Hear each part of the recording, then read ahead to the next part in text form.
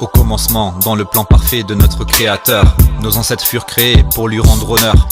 Par amour, il fit l'humain afin que nous bénéficions de toutes ses merveilles, sa présence et ses bénédictions. Il avait donné clairement à nos premiers parents une seule interdiction au cœur de l'abondance, dans le seul et unique but de nous garder innocents, préserver des vices, de toute la connaissance, obéissance. Mais la chute en Éden, Adam et Ève tricard, engendra la mise à l'écart de toute l'humanité dont nous sommes héritiers. La relation rompue mais le maintien de son regard, l'exigence de sa justice toutefois dut être exécutée. Va falloir assumer, à la sueur de son front désormais, l'homme gagnera son pain, malédiction activée. À la douleur de ses entrailles, la femme enfantera ses bambins, l'addition est juste mais salée. Éclatante victoire, de la vie sur la mort, de la mort à la vie, il veut changer ton sort. Dur labeur, confrontation et lamentables attitudes ont traversé les siècles d'histoire marquées de servitude. Il s'est gardé précieusement un peuple saint et mis à part, qui conserva ses commandements et lui rendit toute la gloire.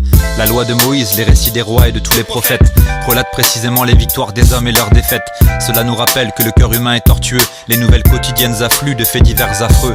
Les vices évidents et tenaces, présents en chacun frangin, invitent à supplier sa grâce dont nous avons tant besoin. Nul n'est juste devant lui et ne put payer le prix de sa justice sans faille, si ce n'est le Messie Jésus-Christ. Né de façon surnaturelle, bien plus qu'un prophète, Dieu lui-même s'est fait homme, réalisant l'impossible. Sans commettre une seule offense, innocent de ce fait, lui l'admirable et saint fut injustement pris pour cible. Éclatante victoire, de la vie sur la mort, de la mort à la vie, il veut changer ton sort. Il a guéri les malades, libéré les captifs, ressuscité les morts, redonnant de l'espoir à ceux qui étaient exclus de la société. Il a proclamé haut et fort à ceux qui avaient tort de ne pas se croire supérieurs aux autres par leur religiosité. Pour lui, il n'est jamais trop tard pour repartir à zéro. Peu importe ton passé, tes erreurs et tes fardeaux, frérot. Il ne mettra pas dehors celui qui vient à lui de tout cœur. Même si tout le monde t'a tourné le dos lâchement, courage my sister.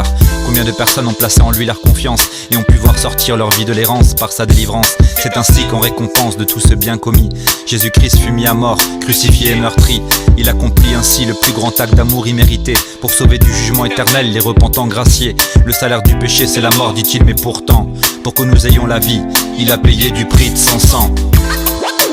Éclatante victoire, de la vie sur la mort,